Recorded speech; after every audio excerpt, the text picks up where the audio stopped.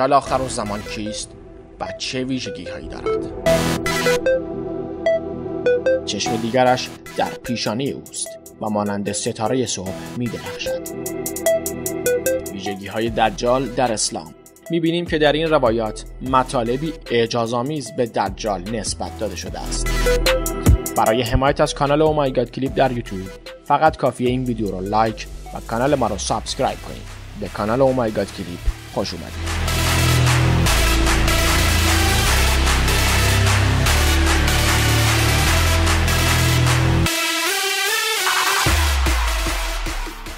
در روایات اسلامی درباره دجال اینطور آمده است که او در آخرالزمان و پیش از قیام حضرت مهدی و به احتمال زیاد از خراسان ظهور خواهد کرد و پس از آن با انجام کارها و معجزات شگفت‌آور بسیاری از مردم را فریب خواهد داد. دجال در اورشلیم با ادعای خدایی که می کند سرانجام پس از گذشت 40 روز یا 40 سال از حکومتش توسط حضرت عیسی با مهدی صاحب الزمان به هلاکت خواهد رسید. کلمه المسیح الدجال در عربی به معنای مسیح دروغی. این کلمه در فارسی معادل دجال ضد مسیح است. دجال این شخص ساحره و دروغگو دارای امکانات مادی فراوانی است. برخی از روایات او را مسیح گمراهی می‌دانند که در برابر مسیح هدایت یعنی حضرت عیسی قرار می‌گیرد. دجال با آغاز ظهور امام زمان فعالیت خود را علیه ایشان شروع کرده و در اصطلاح پرچم فرمانروایی خود را برافراشته خواهد کرد. او سراسر دنیا به جز مکه و مدینه را به تصرف خود در خواهد آورد. خدای متعال هر پیامبری را که به رسالت مبعوث کرد قوم او را از دجال ترسانید و باری تعالی ظهور دجال را تا به امروز به تأخیر انداخته است. در اسلام نیز از دجال سخن گفته شده است و روایات مختلفی درباره این مسئله در اهل شیعه و سنی وجود دارد. بسیاری از روایات شیعه درباره دجال برگرفته از منابع و احادیث اهل سنت است. در کتاب انجیل نیز از دجال نام برده شده است. در آیات انجیل دجال را به معنای دروغگو و گمراه کننده معرفی کرده است. در برخی روایات آمدن شخصی به نام دجال را یکی از علائم مهم ظهور امام زمان می‌دانند و این شخص حیله‌گر افراد بسیاری را با دروغ‌های زیاد با خود همراه می‌سازد. پیامبر اکرم نیز فرمودند هر پیامبری بعد از نوح قوم خود را از فتنه دجال برحذر داشته و من نیز شما را برحذر می‌دانم.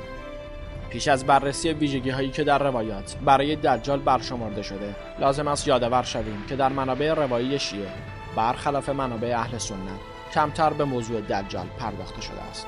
افزون بر این بیشتر روایت‌هایی که از طریق اهل سنت درباره دجال و ویژگی‌های او نقل شده گرفتار ضعف سند یا افسانه پردازی و بیان مطالب عجیب و غریب و دور از ذهن است.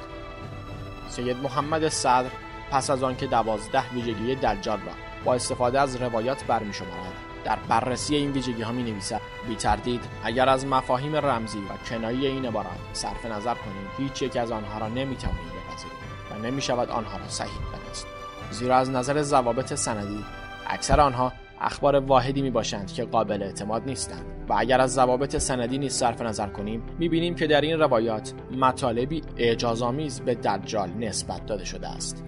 با اینکه وی شخصی کافر و سرکش و طاغی است و قبلا گفتیم که صدور معجزه از یک شخص کافر ممکن نیست، اما مهمترین ویژگی‌هایی که در منابع ذکر شده است. ویژگی‌های دجال در اسلام. در روایات اسلامی که از پیامبر اکرم نقل شده است یکی از نشانه‌های آخرالزمان و ظهور حضرت مهدی ظهور دجال میباشد. این روایات ظهور دجال را از نشانه‌های قبل از آغاز قیامت می‌دانند. دجال شخصی است که با یک چشم در پیشانی و صورتی زشت و کریهه با موهایی تابدار میباشد.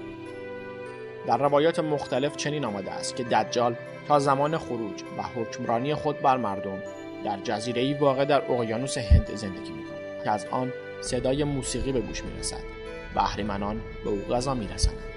در روایات شیعه مطالب بسیاری درباره دجال وجود دارد که می‌گویند دجال را زمانی که مردم مرتکب گناهان زیادی شده و نیکی را بد و بدی را نیک بدانند ظهور می‌کند. دجال در مسیحیت. منظور از دجال شخصی و اشخاصی است که حضرت مسیح را تکذیب می‌کنند.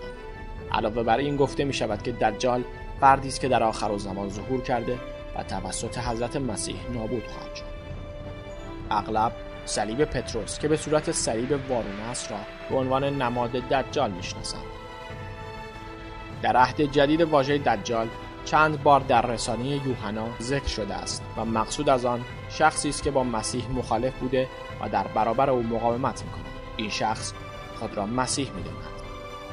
خصوصیات ظاهری دجال: حضرت امیرالمؤمنین فرمودند او چشم راست ندارد و چشم دیگرش در پیشانی اوست و مانند ستاره صبح می‌درخشد.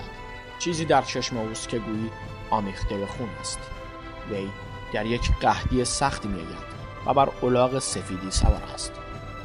دجال با صدای بلندی فریاد می‌زند، به طوری که میان مشرق و مغرب صدایش را جن و انس و شیاطین می‌شنوند و می‌گوید ای دوستان من، به سوی من آیید، من هستم کسی که آفریده است، پس استوار ساخته و مقرر کرده و هدایت نموده است.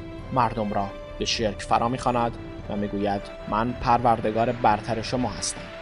همچنین در کلام رسول خدا درباره دجال این چنین گفته شده است: او مردی چاق، سرخ روی و چپ چشم است. چشمش همچون دانه انگوری است که بر روی آب قرار گرفته باشد.